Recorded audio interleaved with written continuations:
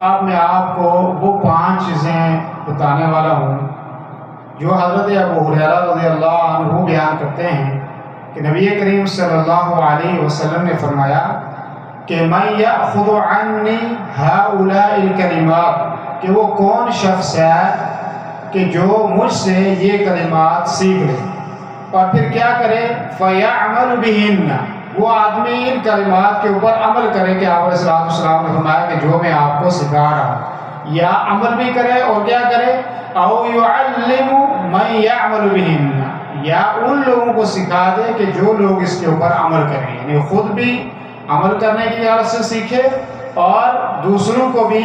سکھائے تاکہ وہ بھی اس کے اوپر عمل کریں۔ وہ کلمات کیا ہیں؟ فرمایا سب سے پہلا کلمہ کیا ہے، اتق المحارم تکن اعبد الناس، آپ اللہ کے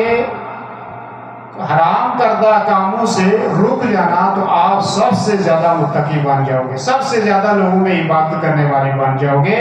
ان کاموں کو چھوڑ کر کے جو اللہ وحدہ لا شریک نے جو کام ہمارے لیے حرام کر دیے ہیں۔ دوسری چیز فرمائی کہ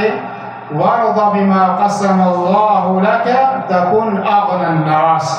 کہ اس رزق پر راضی ہو جانا جس سے اللہ رب العالمین نے تمہارے قسمت میں کر دیا ہے، اس طرح تم لوگوں میں سب سے زیادہ مالدار بن جاؤ گے۔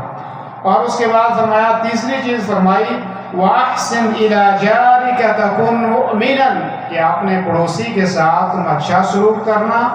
پڑوسی کے ساتھ اچھا سلوک کرنے کی صورت میں تم ایک بہترین مومن جو ہے وہ بن جاؤ گے۔ اور چوتھی چیز فرمائی وَأَحِبَّ لِلنَّاسِ